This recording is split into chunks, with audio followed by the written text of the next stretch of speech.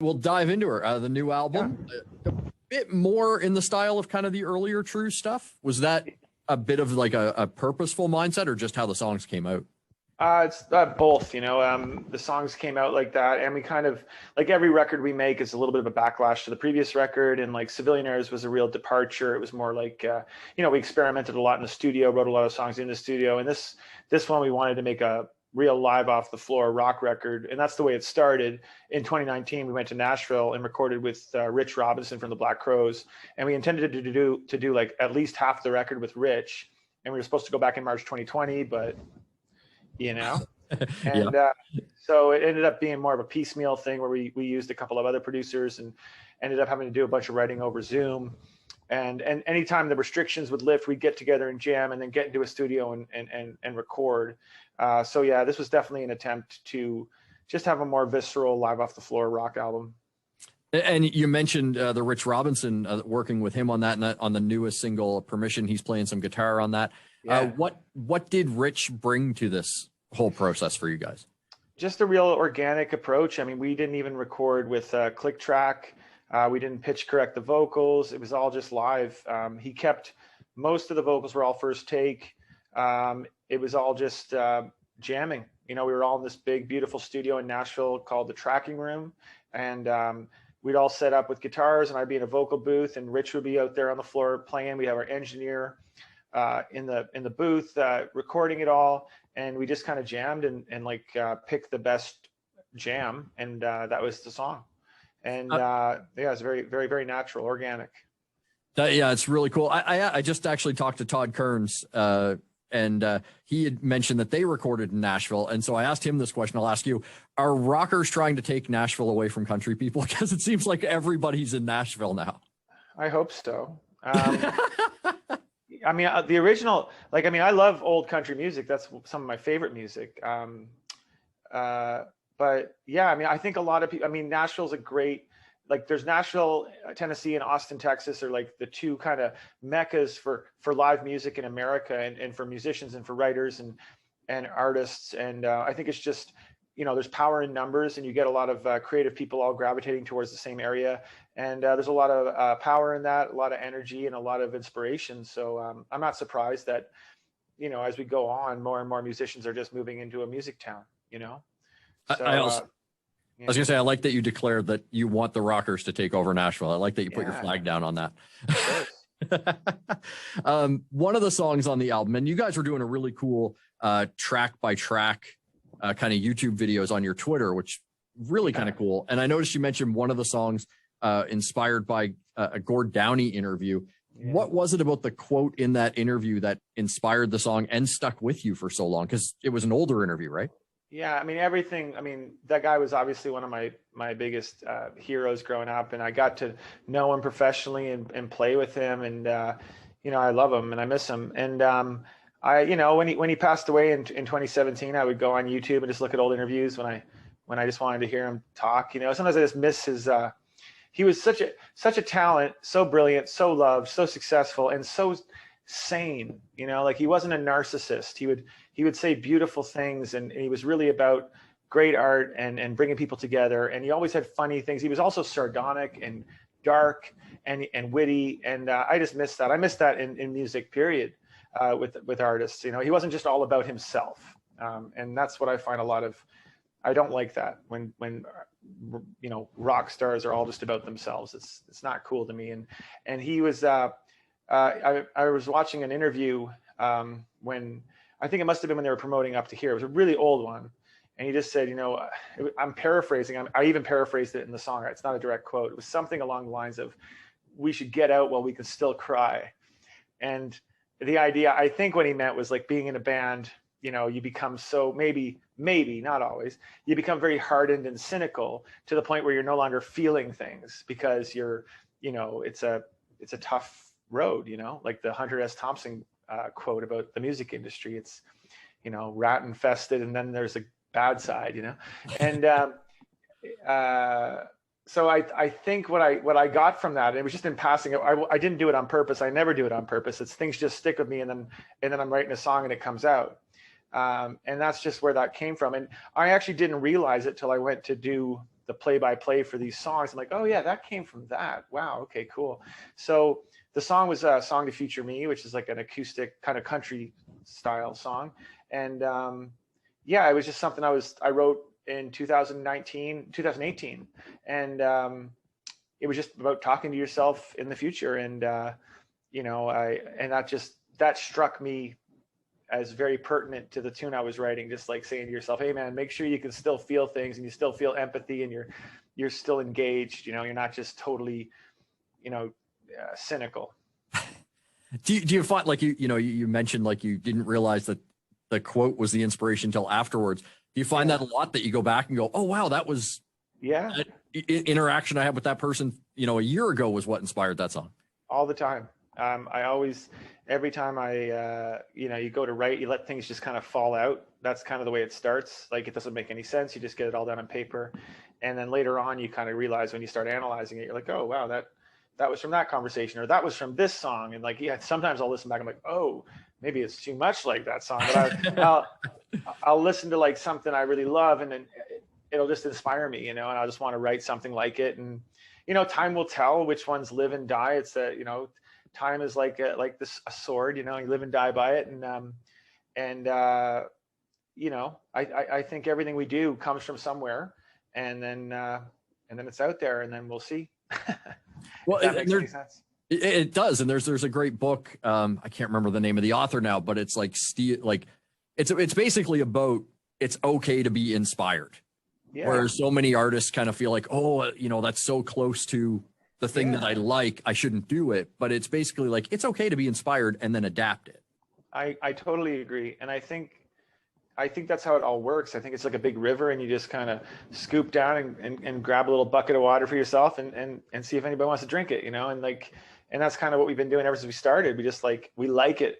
We like rock and roll music. We like songwriting, and we just want to do it well. And we love all the great writers, and we want to like keep up with them, or try to be as good as like Joel Plaskett or the late Ron Hines, like, all the brilliant guys on the East Coast, like we look at those guys and we're like, oh man, wish we were as good as that. That's always been our way, and I think that's a beautiful thing about music. I think it's, if the music's any good, it brings everybody in, it makes everybody want to do it together. Like, everybody always talks about 1991 as being this big, like, red letter year for rock and roll. And it was, but like, all those bands were inspiring each other, like Nirvana and Pearl Jam and Soundgarden, and that's great. And that was like the last big rock and roll when it really kind of ruled culture.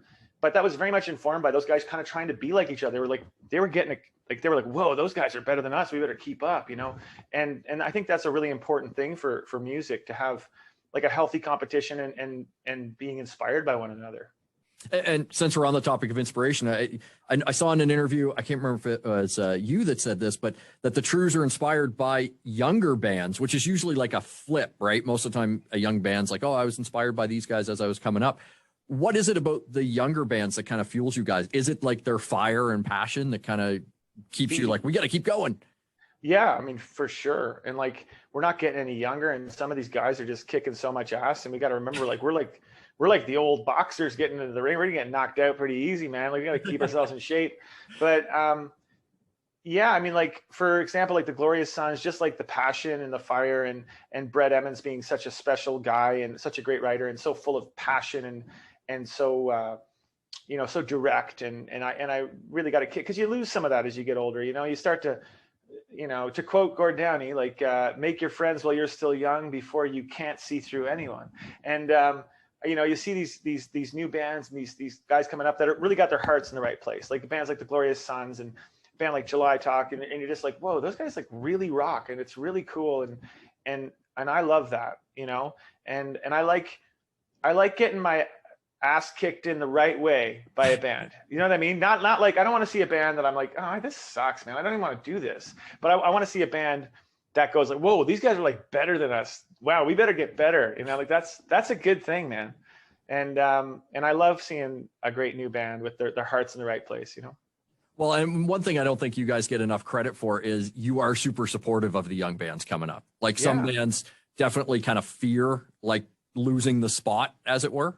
Yeah. But you guys aren't like that, and you guys don't get enough credit for that. And I just wanted to give you the No, credit for it. well, I really appreciate that. I mean, I think like, I'm so grateful that we've been able to do this for a really long time. But one of the talents I've developed over the years is just knowing when something's awesome and not getting in the way of it, and like, and that doesn't just go for me. It goes for people you meet, like when I do producing or co-writing, and my brother does the same. It's like, when you see something great, that's the job, man. Like, you're like, whoa, that's awesome. Let's just put a microphone on that and let's make it happen. And maybe if I'm lucky, I could step up my own game. And if I can't, then I lost the football game and the better guy. That's okay. Like, there's a little bit of that. And it makes us feel like, when something's great, you don't feel that kind of ego thing. You're just kind of, it's a different thing. You feel like, oh, that's, you feel something in your chest. It's like, it's a good feeling. And sometimes the ego comes in, you're like, oh man, I wish I was that good when I was 23. But like, yeah, it's part of what keeps me inspired to keep doing this crazy thing, which I'm sure it's the same in radio. Like you hear a brand new band, you're like, oh man, this is why I started. Like, turn this shit up and awesome, and that's how I feel too. As the longer we all go in this crazy business, whatever gets you like driving the car a little faster in the morning, it just makes everything better for a few minutes, man. That's the gift. It is. And one thing you did during the pandemic, I think, to keep kind of your mind going, was those coach sessions, which sounds like therapy and like a coach session. Was it almost therapy for you? It was absolutely therapy. And everybody kept saying like, oh, thank you so much for doing this. I'm like, no. Thank you for like tuning in. Like, I would have done it if one person showed up, but thankfully, like, you get a couple hundred on Facebook or a couple hundred on Instagram. And it gave me like a little focus. It allowed me to like just sing some songs at the end of the week and like just see people like request stuff. And I loved it. And I would do it again tomorrow. I really hope I don't have to. I hope I hope it's over and we can get out and play.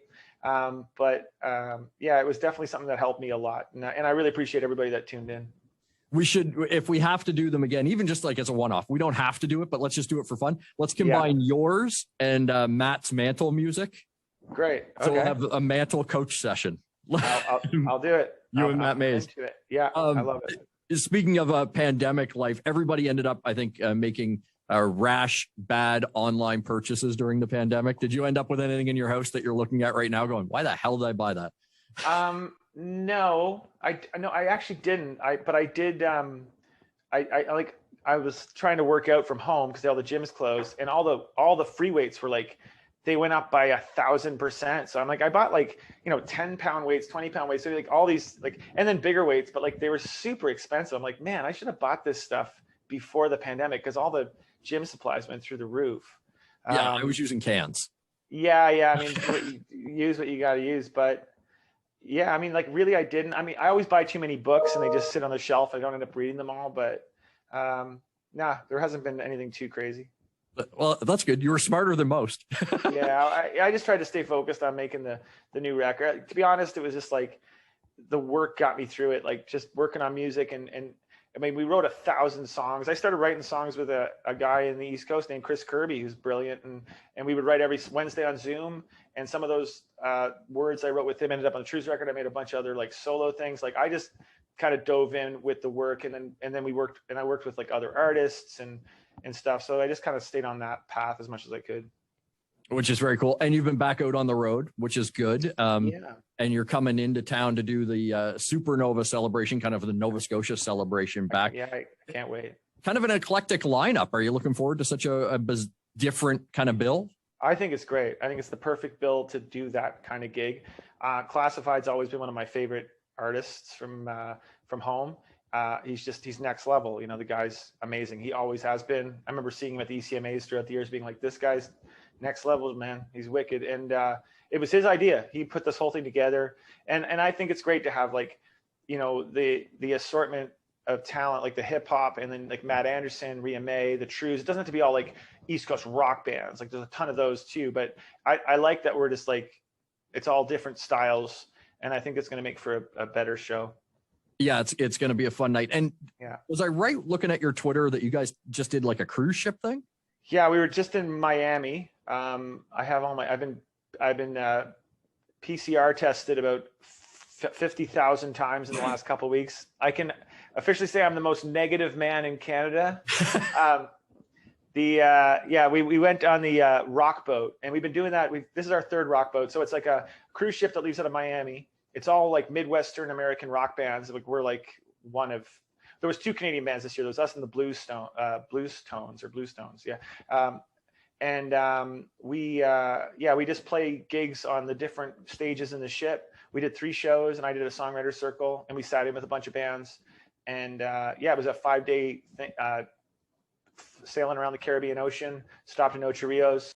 Everybody was double vaccinated and PCR tested through the roof. So it ended up going great. And it was so cool to be back walking around without a mask on and playing, because everybody was, had proof of vaccination and all that. And it was like, whoa. And then we had to fly home. And that was just like, international travel right now is like a nightmare. Like it's like 5-hour waits and so much red tape. And that wasn't fun. But being in Miami with all those beautiful American rock bands and all those awesome fans on the boat was amazing. I would highly recommend the rock boat to anyone. I was gonna say, like, no hesitation on a cruise ship, because they do seem a little bit like petri dishes. Well, they are at the best of times, Yeah. But like we had to get PCR tested before we flew out of Toronto. We had to get PCR tested in Miami before we stepped on the ship. We got PCR tested on the ship. Everybody had to have proof of double vaccination. So far, no COVID outbreaks. It went really well. But just to give you an idea of what it takes to get a couple thousand people together and make sure no COVID is being spread, it's a lot of work. So, that's the new reality. Yeah. And you mentioned the international travel. I can kind of associate with, I was supposed to go run a half marathon. I canceled because of the, what if I get stranded, because it's like 2 weeks and you can't come home. Is that recently? Did you have to cancel that? Yeah. It was, when was it? That was beginning of November. So a couple of weeks ago. Yeah. Where were you supposed to go? Florida. Oh, you're supposed to go to Florida? I was supposed to go to Disney and run a half marathon. And man. Yeah, it was my wife kept going, but if you test positive, you're stuck here for 2 weeks. You don't have that kind of money. I'm not staying here. Like she was like, she was right though. Like that was one of the big concerns for us. Like we had to get PCR tested right before we docked in Miami.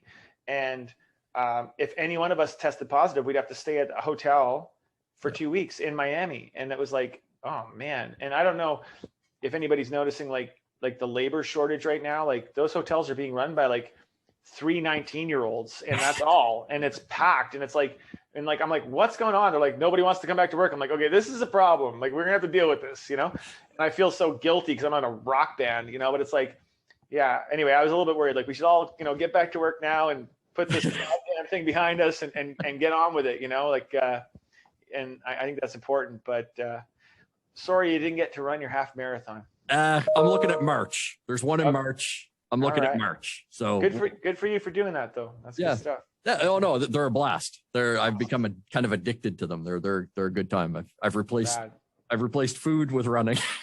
Yeah, good for you, man. You look great. That's a good thing. Thanks, man.